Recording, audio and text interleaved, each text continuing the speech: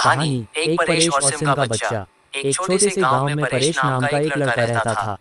परेश दिखने में साधारण था, लेकिन उसकी सोच और दिल बहुत गहरा था। वह हमेशा नई नई बातें सीखने और जानने की कोशिश करता रहता था। हालांकि वह अकेला था, क्योंकि उसके दोस्त बहुत कम थे और गांव के लोग उसे समझ नहीं पाते थे। एक दिन परेश जंगल के रास्ते से गुजर रहा था जब उसे एक छोटे से बच्चे की आवाज़ सुनाई दी। उसने चारों ओर देखा तो उसे एक झाड़ी के पास एक छोटा सा बच्चा रोता हुआ मिला। वह बच्चा बहुत ही प्यारा और मासूम था, लेकिन परेश को समझ नहीं आ रहा था कि यह यहाँ कैसे पहुँचा।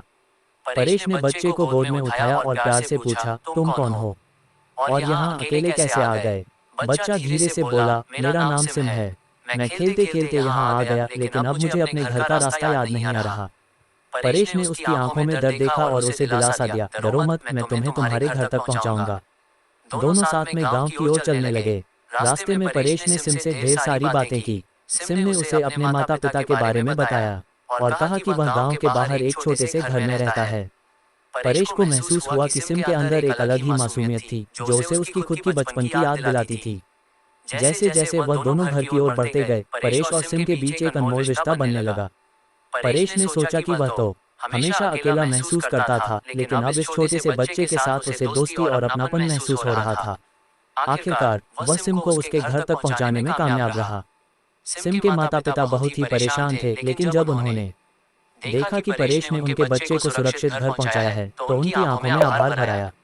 सिम ने परेश से कहा, तुम मेरे सबसे अच्छे दोस्त हो, क्या तुम मुझसे मिलने आओगे? परेश मुस्कुराया और बोला, जरूर, अब मैं हर दिन तुमसे मिलने आऊंगा। उस दिन से परेश का अकेलापन खत्म हो गया था। सिम और परेश की दोस्ती ने दोनों के जीवन में खुशियां भर दीं।